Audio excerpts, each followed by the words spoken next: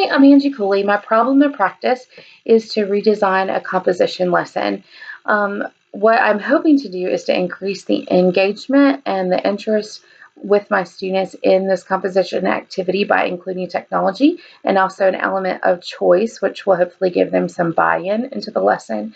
My learning target is for them to compose their own music, which is one of our music standards, but I also need for them to do it within a set guideline where there are certain musical elements that I need for them to include within their composition.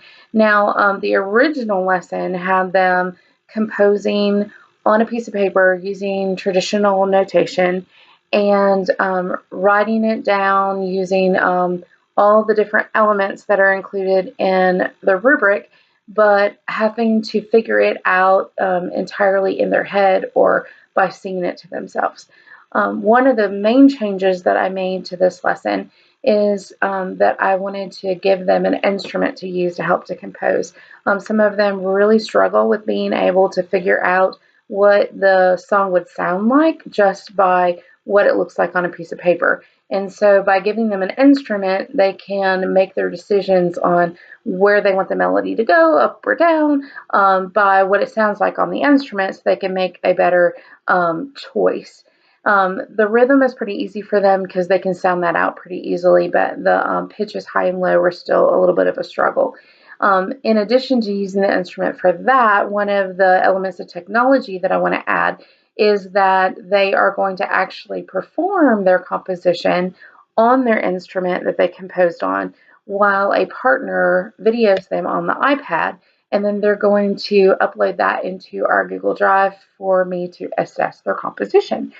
So that is one of the changes that I made. Also, the element of choice, which I thought was really significant for them to get that buy-in and to get them more excited about the act of composing, is that they can either compose with manipulatives where they use blocks or erasers or whatever from the pile of manipulatives that I have on the floor, and then take a photograph with the iPad and upload that as their written notation, or they can actually choose to do it on their Chromebook on a Google Slide using graphic images that they choose. So that gives them a little more freedom, and they can decide if they are somebody who really wants the hands-on experience of being able to move the blocks around, or if they just want to be able to move stuff around on their computer screen. And being able to have all of that on the Google Drive for me to assess will also be a nice positive change with this lesson as well.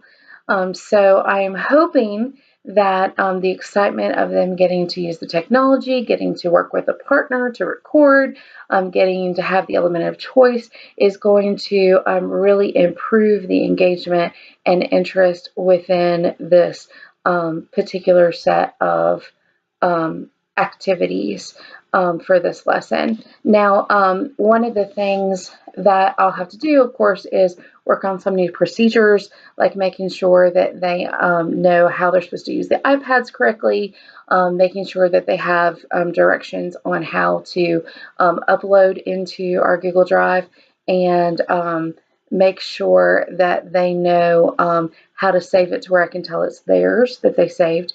Also making sure that they have the procedures for how they pick partners for when it's time to video. That will also be another thing. And then, of course, with them having the element of choice, they need to make sure that they know what procedures for their particular choice, like how do I go get the manipulatives?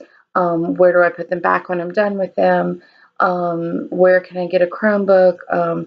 Where do I need to share my Chromebook? All those kind of procedures.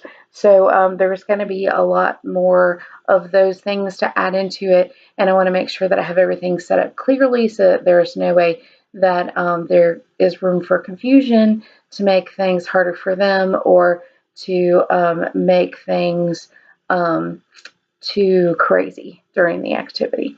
And then let's see, instructional steps. They will go through and pick their choice. for which way they want to record. They will, whether they want to record it with manipulatives or record their song on the computer, then they will go through and work on their song with their instrument. Then they will either save their Google Slide, or they will take a picture of their manipulatives. They will pick their partner and have them record it, and then of course upload their video recording and their image of their notation to be assessed. So let's see, expectations. They have to be able to identify all their music parts to be able to do this correctly. They have to be able to communicate through their notation what they're actually trying to have the musician perform.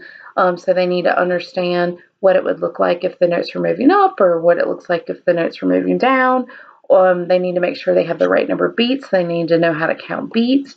They need to make sure that they're only using the type of notes and pitches that are being asked to be used during this activity, and not other ones. They need to be able to understand how to read it back to themselves so that they can perform it. So all of those are important expectations for what I need for them to be able to do musically. As far as behaviorally, my students know that I expect them to make positive, respectful choices at all times, and they are really good about making sure that they are being kind in what they say to each other during these kind of activities. So I feel like having those positive rules already in place will allow them to be able to work together in partners to video each other in a respectful way. And I have some really good helpers that are good about helping when students are struggling with things like with the uploading and those kind of things, being my helpers when it comes to technology stuff. So I'm sure I'll be able to depend on them to continue in that role as well. So those are some of the positive behavior strategies that I use within my class. So hopefully all of these changes will help to turn this particular lesson into a dynamite experience for all of my students. Thanks.